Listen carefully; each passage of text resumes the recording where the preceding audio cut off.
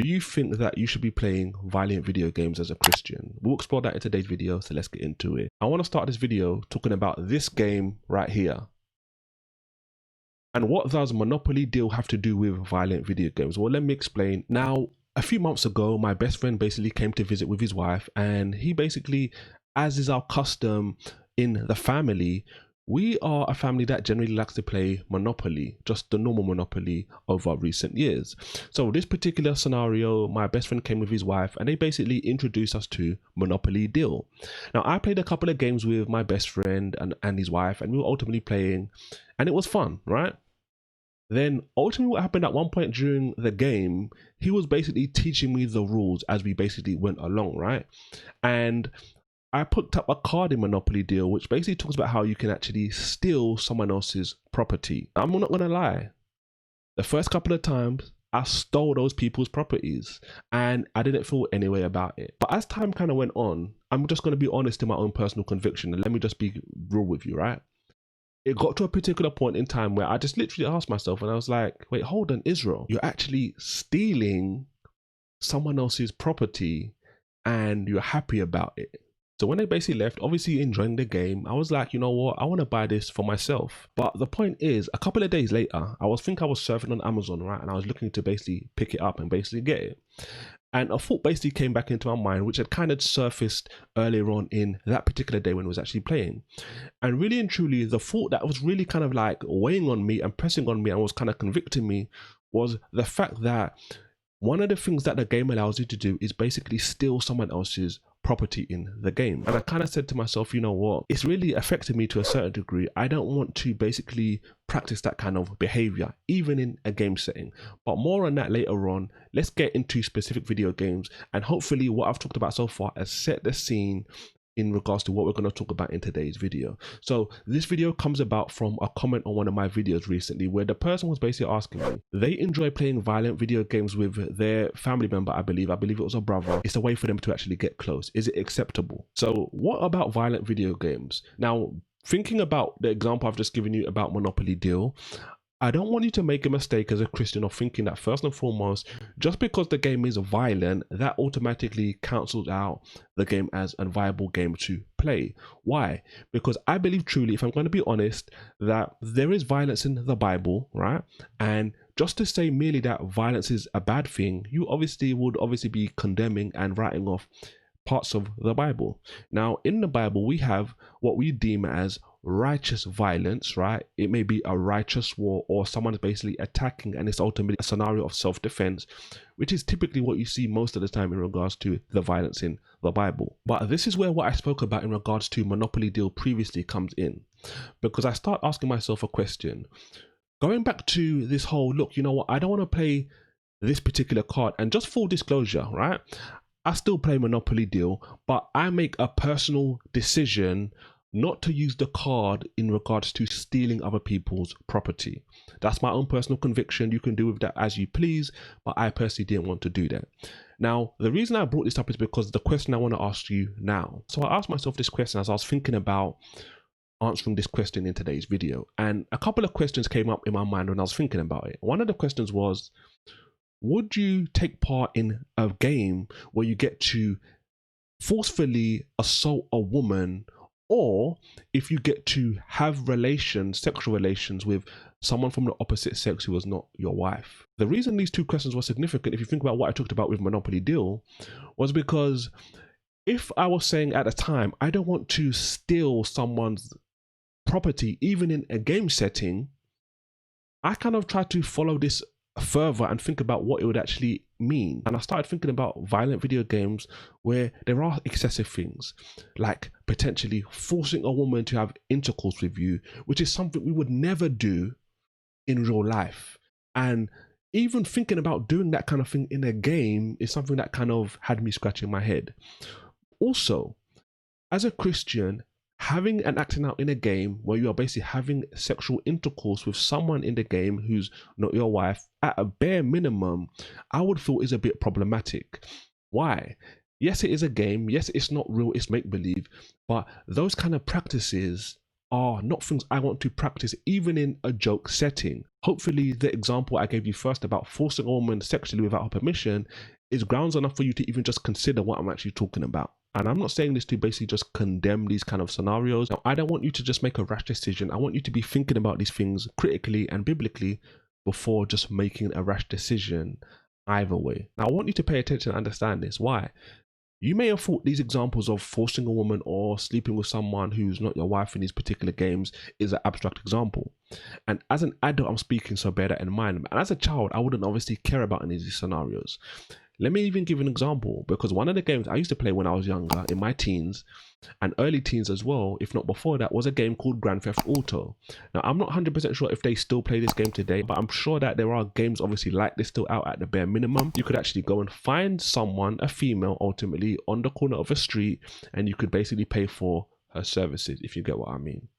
So the reason this is significant, because an adult may be mindful of these kind of things, but as a young person, I didn't even care.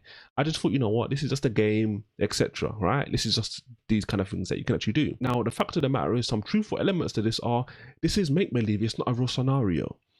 But at the same time, again, just think about the examples I've given you. I'm not saying because these things are bad, that's the only reason why you should not do them or consider not doing them. The big thing for me in these scenarios was habit.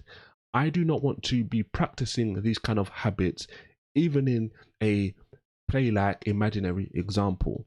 Now, think back what I said about myself when I was younger. I definitely don't want any of my children playing games where they can basically go and get hired help from females and things of that nature, or do even more extreme things, which are clearly things that I don't agree with as a Christian.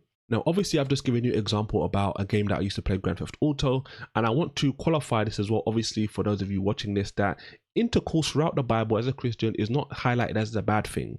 It's the type of intercourse which isn't in line with what God actually wants, where the problem actually lays. But it's just a game, Israel, so what harm really is there? It shows some of just the irrationality that people go to sometimes in order to justify the things that they actually do. For someone that just says it's just a game and stops there, I think you need to check yourself, if you're going to be completely honest, even just a little bit, and think about some of the things I've actually presented, right?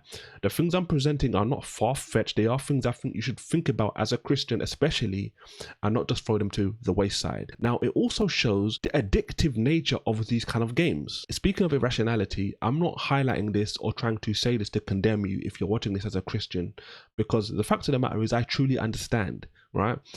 Previously, I was clearly addicted to gaming, violent gaming, all different kinds of games, right?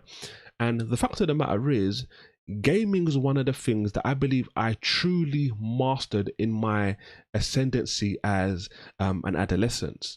Now, the fact of the matter is, it is so serious in that regard. Just so you get additional context, I truly believe the only thing I've ever came to close to or even surpassed in regards to mastery is my studies of the Bible. Now, the difference is the Bible is so big, it's so hard to actually even master it. But I'm giving you that to just give you some context. If you think that I know quite a bit about the Bible, then understand what sort of mindset I had in regards to gaming, and that obviously included violent gaming as well. We can talk about games a little more and what kind of games I play today, but a question I want to deal with as well, which will come up ultimately, is what about movies? Now, obviously, that's a very good question, and I'll touch on this for a few seconds and nothing more. Then I'll get into what games I play today and further things which I think will be very beneficial for you. Obviously, games, violent games and violent movies are a bit different, because in a game scenario, you're actually actioning out these things by actually pressing whatever buttons you're actually playing on the game. Whereas in a movie, you're not necessarily playing or acting these things out, you're just actually watching them.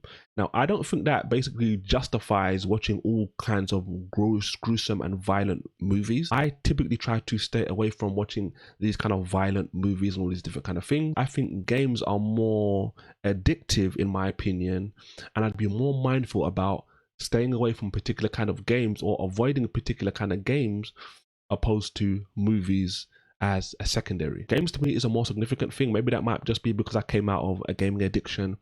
Movies would be like a second tier since you're not actually actioning these things out, but that doesn't justify seeing these things either. But we'll talk about that more before we wrap up. Let's now go on to talk about games I actually play today. Before we do that, one last thing I'll talk about the gaming addiction I had was I was literally a Call of Duty at the time avid player, and I was literally ascending through the ranks rapidly. I'm talking about, like, you know, I talked about how I was really a master of games. I was basically in the top 5,000 in the whole world in regards to Call of Duty rankings, and I was ascending as well. And this, bear in mind, was with me doing other things at the same time, let alone if I actually had the time and dedicate even more time to basically playing this round the clock year on end. Now we get into what games I'll try and play today. Now, if I'm honest, I don't play games anywhere near as much as I used to. I used to play games as much as 10 to 11, even 12 hours a day, and just basically stop for sleep breaks, food breaks, and sometimes bathroom. Today, the kind of games I'm most likely to play if I'm playing computer games will most likely not be a violent video game.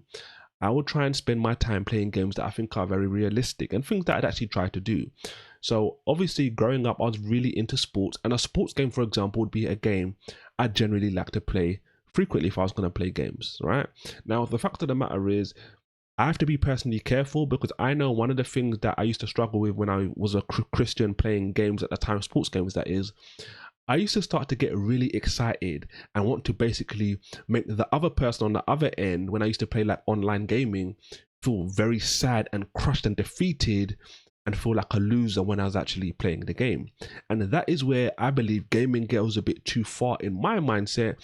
But I try to still play those kind of games if I'm going to play those games, and basically just try and temper myself and make sure I'm not getting into those deep psychologies that games can actually take you into. Obviously, one of the things the Bible says in regards to evil and wickedness is it talks about how setting no evil thing before your eyes. Ultimately, that could apply to violent video games and obviously violent movies. But again, like I said, the things I've talked about so far in today's video will ultimately and should ultimately help you make an educated decision as a mature Christian, which is what you should be trying to become if you're not already, as days and weeks obviously go by in your Christian faith. Obviously, like I've talked about, we play games like Monopoly Deal, we play different games like this. I have no problem with those, but even in those kind of games, I'd still try and temper myself if particular scenarios are coming up which may be widespread in regards to just Christianity, in regards to things that are problematic, but also, like I talked about, in regards to the sports games I used to play, something that may be personal to me but not be something that obviously affects everyone is something that I'd be obviously trying to maturely temper as well if I ever play those games. Just to kind of give you an additional bit of context, I don't play games that often today, right? I may play games like a few times a year, and bear in mind, I'm someone who was coming out of a gaming addiction. If you didn't ever have a gaming addiction, you may say to yourself, look, you can play a bit more. And it isn't to say I can't play a bit more, but I'm obviously someone who tries to spend most of my time not necessarily playing games, but doing things like this, spending time obviously with my family and helping people learn more about the Bible. If I obviously had more time, it may be something I did more time with. Most likely it's going to be a scenario when I'm maybe with my brothers or with friends or something along those lines, and they're willing to play it. Additional bit of context I'll give you is I did obviously have a PlayStation 4. The new PlayStation 5 obviously came out recently, and I have no intention to obviously purchase it. If you are interested in learning about that gaming addiction I talked about in today's video, are you really telling me you're not going to watch this video right here next?